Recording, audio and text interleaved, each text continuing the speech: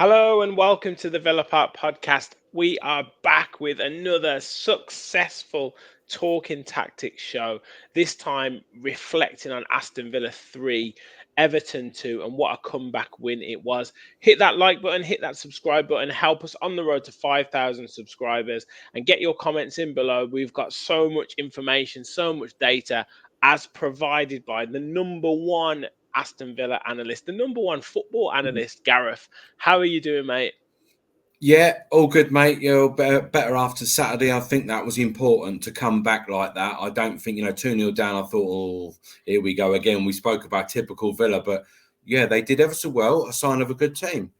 Exactly. Well, you've got loads of information for us, extra stuff this season as well. Let's look at the tail of the tape because, like you say, it was quite a dominant performance, but obviously we conceded 2 goals, so we have to concede them from somewhere. But it was one of those, I think, where the statistics will show that it was a game that we deserved to score like those goals, that number of goals, I would guess, in terms of averages, and we did dominate the game. Yeah, I mean, a 50% plus possession on it. It was 76% field tilt, which means we spent 76% of our time in their final third. We can go on. Sort of nearly 3 times the amount of actual passes made. We can just keep going on and on and on. And it was just, we can see there that the defensive stats favour Everton, which tells us that they spent the majority of the game having to defend, as it were, and they're sort of high PPDA, which means they were just letting us pass the ball around sort of 13 passes until they made an attempt at a tackle, compared to our 3.8, which means our intensity, the press and the intensity that we were trying to win the ball back was high. So, yeah, overall, we did deserve to win the game. Yeah. With regards to Everton, from their perspective, that 13 passes per defensive action, is that good from a team that would be wanting to defend, and wanting to, I guess, stifle Villa? Because that seems, if you were, if in my perspective, wanting to be a defensive team and set ourselves up right, I would want to get into shape, but then I would also want to make it really difficult for my opponents to try and get any rhythm and get anything going. And that, to me, seems like they were just quite passive. I don't know if that translates. Yes, exactly that. It depends on, you could have a sort of a low, like Villa's a low PPD, and you could be winning the ball the majority in midfield. That's where you want to press, or you could press high, or you can just sit off in a low block like Everton did. That PPD is evident pretty much of a low block. They decided they were going to sit off. They weren't going to worry about sort of pressing anywhere intensely. They were just going to pick and choose their moments. But ultimately, they lost the game from being 2-0 up. Yeah. Read into that what you will. It's not all relative to each other, is it? It depends No. what you want to do, and they just didn't tend to sort of try to press us anywhere at all. And the 13 is quite high. That's just basically people sitting off people. Yeah. Let's take a quick look at the shot map. Obviously, we know we got the 3 goals, 2.14 XG, 17 shots, 7 on target, 5 big chances as well, Gareth.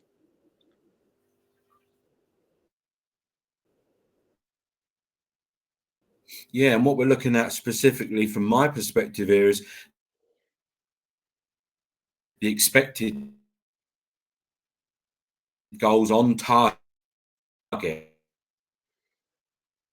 But, like you say, 5 big chances, 3 missed, and, an expected goals per shot of 0.13. Again, really quite good. But the 2.14 is a decent level. I've seen other figures that have been 3.14, which is ridiculously high. But that to me is about right. And I think those shot locations are really, really good from Villa. Probably should have made more of that. Yeah. Well, we know Ollie Watkins was very disappointed that he didn't get his hat trick. What was just interesting? What was the XG of John Duran's shot? Absolutely no idea. But I would imagine, you're talking from there, you're probably talking 0.053, possibly. It's a really low number from there. Yeah, it just makes me laugh every time I think about it. The passing networks. This is a really nice slide. Now we've got both teams on there. What specifically? Anything that you were noticing from the network here? No, I think it was just a case of sort of we're looking, we spoke about it thousands of times, that left-sided build-up, and we're going to come to a little bit about Luca Digne as well, because he is a vital part of this side. I think he is now probably one of the undroppables because of the way that he is influencing the build-up play. They've obviously asked a little bit more of him, and that's what they're getting from him. But again, Conte to Torres into Tielemans. We can see a little bit of a triangle going on between Torres, Digne and Tielemans there. We can see that Duran's obviously involved a little bit there after coming on, as is Jacob Ramsey. A lot of left-sided bias there again, and we've come to expect that now, haven't we? Yeah. Anything to note from Everton, or was there? I Long mean, a lot ball. of long balls from Jordan Pickford. That's exactly it, and that's their game plan, is to play long up to Dominic Calvert-Lewin and try and feed off the knockdowns, and it's not working for them. It's clear as day that it's not. But they sort of didn't really want to change, did they? And that was the way that they played. But just on a side note, I've just looked up 0.02. There we go. So right against everything that Unai Emery would have coached and wanted, but this Yeah, is turned around definitely. for you. Yeah, definitely. It's exactly that. I mean, he's just that sort of player, isn't he? You don't sort of know what quite to expect from him, and he does you to score from. What an incredible goal. Unreal. I'll show this one first. I'll slightly change the order because I think this one's an important one. The passing Sonas is a really nice one that I know you're looking to develop. Just talk to us a little bit about this. Yeah, with help with my mate Gaz on Twitter, sort of thing, we've come to sort of try and develop this for using an NPL soccer package, and it's quite interesting because all the sonars are actually plotted in average positions, so you get the feel of the setup, but you also get a feel of sort of like it's easy to decipher the pass frequency. So we know that Emi Martinez likes to play out to Pau Torres now, that darker red sort of circle wedge there. We can see that that's going out to the left-hand side a lot more. And there's a lot more sort of passing activity on the left-hand side through different sorts of players. And it's just interesting to see the length and how frequent they tend to pass in these areas. Yeah. And obviously there's quite a good diagram this time because we've made so many passes as well. So, we obviously had the ball a lot, so you can really get some detail onto that, which is really helpful.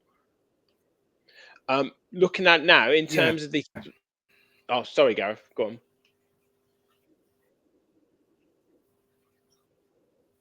No, it's all right. I was just going to say that you can see that Lamar Bogardi's involved a lot there as well, from sort of like Consa out to Lamar Bogardi, and I think that's quite interesting. So we've almost got a bit. We were talking earlier about sort of Matty Cash being, we need that right-hand side outlet, and even though Bogardi's not sort of the most attacking fullback, he's providing something that little bit different, and I think he's gone a little bit under the radar almost. Definitely. And in terms of the top 10 threatening players, you mentioned Luca Digne. I mean, look at that in terms of his expected threat on his passing. I mean, that's obviously set up Ollie Watkins' goal, but it just highlights how important he is to us. Yeah, and this is exactly what we're saying. We look at data and we look at all these things, not just data, but also what we see on the pitch. And like I spoke about earlier, and we've seen it thousands of times, playing out from the left-hand side, we focus on that area. And to have a fullback who can contribute, 0.66 XT per game, and this is not just one game, Rich. We spoke about it loads and loads and loads, that he contributes so much of that crossing ability and that incisive passing. He's got that little bit about him, and there's obviously something changed sort of tactically with him, and he's obviously been had a word with because he's a lot more involved. Yeah, definitely. And then he was on a really top in terms of chance creation, and this is another really nice slide that you've got in terms of start zones and where they ended up. What's this one telling us in terms of the where we started and ended our chances? Yeah, a lot of this stuff, it's really interesting because I found some code online from a guy called Adnan, and I've sort of tried to adapt it a lot to how we want it to look. And it's been really useful in digging into some data sort of thing. And a lot of these passes we can see is sort of 13 chances created compared to Everton's just 5. And these are really important. We can just see where they're being created from. So 3 from that left-hand side and another, so we could say 5 from that side. Again, Luca Digne, Jacob Ramsey. We're looking at these players, and this is a real clear focus, especially because Leon Bailey wasn't in the side, of course. Yes, yeah. And then the rolling expected threat, the story of the game, I guess. What's this one telling us in terms of that? Yeah, kind of a tricky one to sort of get into, really. But it's an average roll in expected threat, so we're just concurrently rolling out the expected threat on an average, and we can see there that even when Everton sort of weren't in the greatest of moments with their expected threat, they still managed to score 2 goals. But overall, you're looking at the top part of that graph. Consistently, Villa creating not high expected threat numbers. We want to see a bit better than that. But consistently throughout the 90 minutes, we could say that the momentum and the expected threat was with us, and we scored those 3 goals at key times. Definitely. One slide that you really wanted to zone in on was the half spaces and what you would class as zone 14 passes. Just talk to us a little bit about this. Yeah, another brilliant thing from Adnan, really, to include all this in his code, because we can see that these types of graphics are really focused on specific areas. And the zone 14, for people who don't know, is that sort of the zone straight in front of the goal, just either side of that D, and then the half spaces are down the sides there. But look how many Villa have got, especially the condenser on that left-hand side and in central areas is fantastic to see. And it's just Everton, I get it. We're not going to see that with a lot of other sides. It's, again, another ploy. It's interesting to see where we are creating those chances from. Yeah, and look, Emery likes us to be patient and wait for that little space to open up, and this is exactly what it looks like. That little incisive pass, maybe a little give and go from Morgan Rogers or Ollie Watkins, and then all of a sudden that player's like bursting into the box or bursting through and then cuts it back. This is exactly what we're talking about, isn't it? Yeah, and you can see, you took the words out of my mouth almost. You're seeing sort of more and more cutbacks. There seems to be a lot of them, but the finishes are lacking. The finishes are lacking a lot from those cutbacks, I think, because I think they're just trying to get into their stride in training with that maybe a little bit and trying to time it just right. But it's another key feature, especially with Luca Digne, and some lovely chipped passes, by the way, crosses into the box. Really nice. Yeah, fantastic.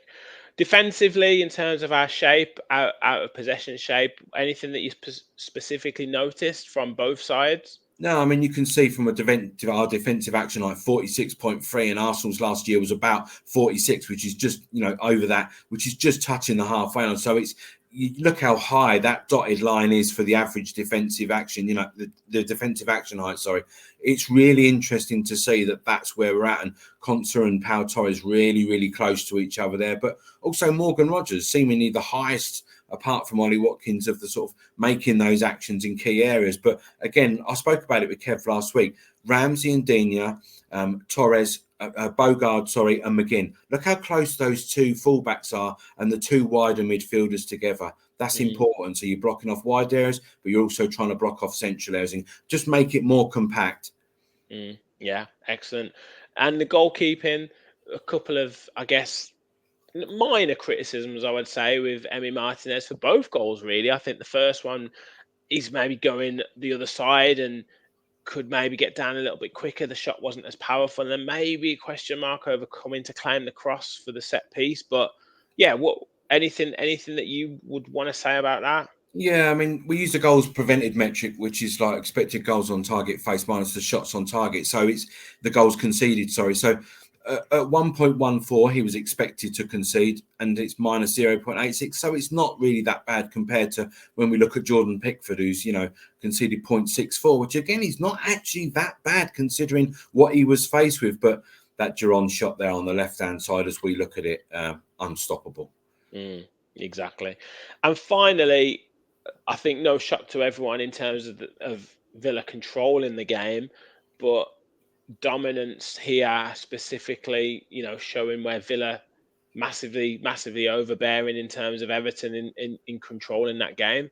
Yeah, and you can see sort of like, let's say, in the middle to final third, we dominated across the width of that pitch, and that is probably because of the that height of that defensive line, especially when we can see those 6 blocks in our own half. We were moving up, so we were defending sort of like on that just our side of the halfway line there. So that's high, and when you can see the amount of times that where we were playing passes from through Pau Torres and Ezri Konsa, he was in his own half most of the time, in Everton's half most of the time. So when you're playing like that, it's really easy and good and easy to pin a team back. Yeah, yeah. Just to sum it all up, I guess, dominant performance, a little bit sloppy to go 2-0 down, but ultimately the statistics and the data show that the control was there in terms of the performance. It just needed us to put those chances away. And then obviously a moment of absolute madness, brilliance, genius, whatever you want to call it, from Duran wins the game. Yeah, and yeah, exactly that. But I do think at the time, I thought after the game, even though we'd won the game 3-2, he will be angry that they let those two, they went 2-0 down at home like that in such poor circumstances, really. I think he will be really quite agitated about that. But at the end of the day, you win the game, and what he says on camera is obviously not what he's going to be saying in the meeting on Monday morning. So, but it was important to beat a team like that. You just can't be going 2-0 goals, 2-0 down at home. No, and also that decisive management. We've cried out for. I know Emery's done this before, but that this, I guess, is what separates whether he's classed as now elite or not is up for debate.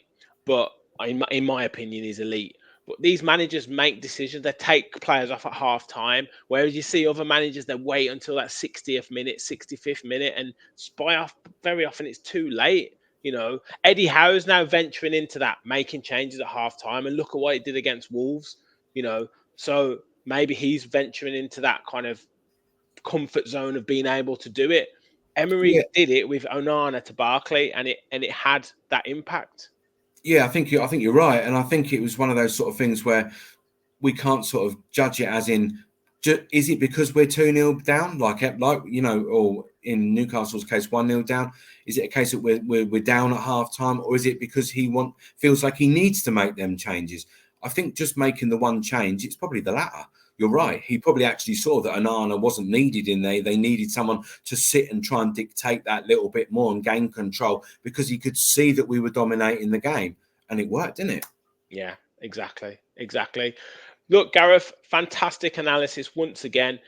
I just want to touch on the fact that we're recording this after we found out the really, really sad news about Gary Shaw. I am going to do my live show tonight to preview the Young Boys game, so I will do a bit of a tribute there for Gary Shaw. But obviously, terrible news, mate, and an absolute Aston Villa legend. Little bit before my time in terms of remembering, but my dad and had so many stories about Gary Shaw, and it's just so sad. 63 years old, and it's just such a sad time. But and I really do hope, put my thoughts to his friends and family, and I really hope, and I'm sure that we'll at Villa give an absolutely fitting tribute to what is an Aston Villa hero and legend to so many.